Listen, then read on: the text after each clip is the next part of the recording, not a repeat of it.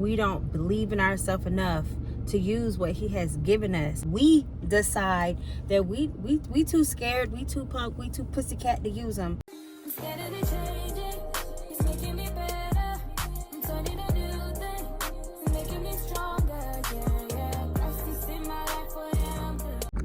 Hey, happy Monday. So, because it's Monday, did you start? I think it was Friday. Maybe we had a little talk and we talked about betting on ourselves. So, did you start? Did you start doing the things? Did you take out that pen and paper and did you jot the things down? You know, the to-do list. Did you start? Did you start telling people, no, you can't, not right now, because I have something to do? Did you start? I'm just curious. So today we are out. We are door dashing right now. We went to the gym. So y'all, yes. So I stopped at Chick-fil-A. We're dropping some Chick-fil-A off right now. And yeah, it's going so good so far. Okay, so I'm about to drop this off. And I have something very important I want to talk to y'all about.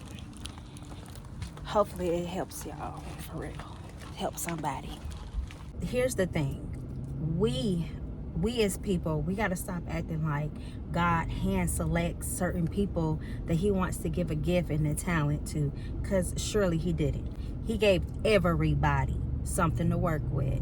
It is us. It's our fault. We don't believe in ourselves enough to use what he has given us.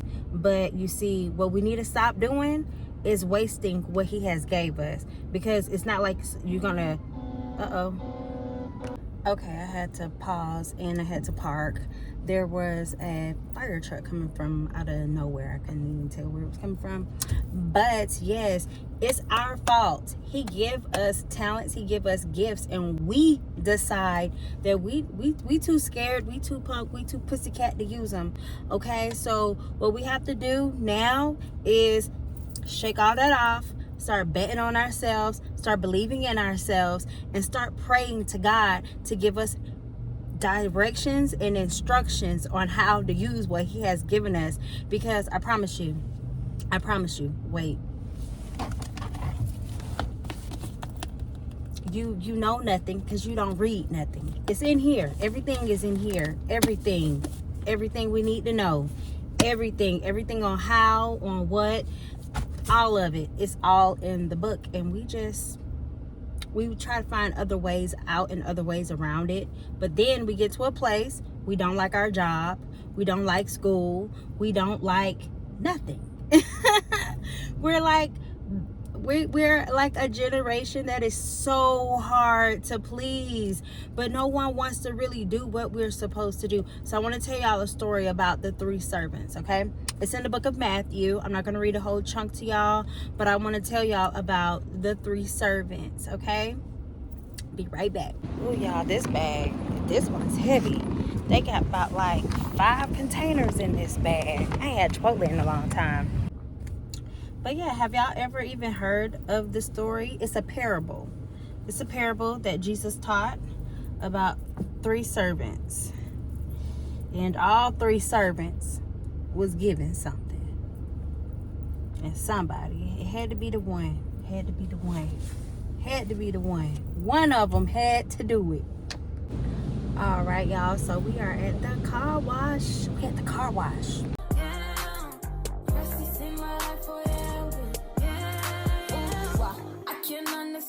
You're a perfect man. Got the whole world in your hands, but you still reaching out for me. Ooh, wow, why you love me too? I'm nothing like you.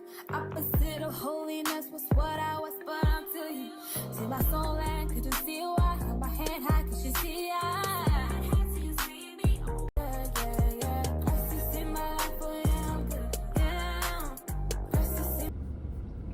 All right, y'all, so we're done at the car wash, okay?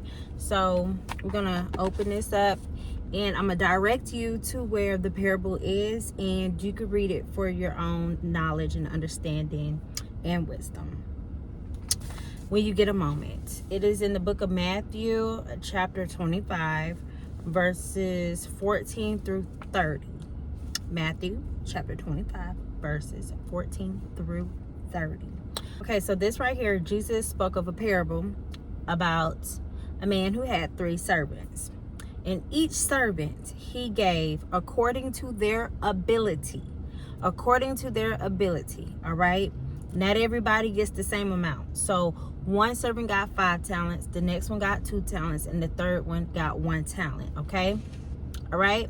You would think, based off of how much you have, it could be hard, right? You would think, oh, the one who got 1 talent, surely he did his thing because he only got 1 to occupy, right? So you get further along in the story, and well, not too further along, it's really close in time, but the one with the 5, he turned it into 10. One with the 2 talents turned it into 4, and the one with 1, can y'all guess what this servant did? Can y'all guess what this servant did? This servant didn't turn it into anything, nor did he sell it. He dug up a hole and buried the talent in the ground, meaning he wasted the talent. He thought to do nothing with the talent. So, the Lord comes and he's like, all right, everybody, I want to see what all y'all did, right? And for the 2 who multiplied, who made the math, you know, he called them, okay, thank you for you good and faithful servant. He gets to the one that buried it into the ground and was highly upset. He said, you could have took it to the bank and got some money for it. If you just was gonna sit on it and do nothing with it, you could have just gave it away, right? So the Lord put that on me to come to you all and talk about it real fast, because it's like I said earlier, God gives everybody. Ain't nobody not no lesser special or more special than anybody. Everybody gets a talent. Everybody gets some gifts. They just might not be the same, and they may not even require the same amount of attention, okay? So what you need to know is, to whom much is given, much is required, okay? So don't think the one who just got a whole bunch of talents is out here, you know, just kicking it, lollygagging it. No, it's a lot required of them to maintain all of that. And best believe, he wants you to use what he has given you. He don't want you to waste it. Why would he give you something that will elevate you, that will prosper you, that will help everybody and be good for generations to come, if it wasn't no good? That makes no sense, right? It makes no sense. It's almost like this. I looked at it like this: people that believe they have no talent, people that believe they have no gifts, and they slave working jobs their whole life because they don't know what their purpose is. They don't know why God put them here. They just here living and existing and just not thriving. They straight up surviving on survival mode, right? They forget what he gave them is still inside of them, and they go to the job, and the job says, I'm gonna hire you, and I'm gonna pay you this, and I'm gonna take all of what God gave you. Since you don't know what it is, I'm gonna take it and I'm gonna use it for what I needed to use it for. But just know, if you slip up, mess up, don't come, no call, no show, you come in late, you're not dressed right, you got a bad attitude, you're not having a great day, I can replace you. You're replaceable. You're replaceable too. So no one really cares, because here you're not special, right? But I really want y'all to unlock your minds and realize that God gave you more. You do have something in you that somebody needs, that somebody can use, that can feed you, okay? All right? Like, you can eat off yourself if you bet on yourself. if you bet on yourself, you can eat from you don't need the middleman. You could do it yourself, you know. And the more and more and more I read this parable, the more and more and more I am like ignited off of the fact that I have always been the type of person that no matter what life is looking like, I knew I was gifted. I knew I was talented. I knew I had a lot to work with.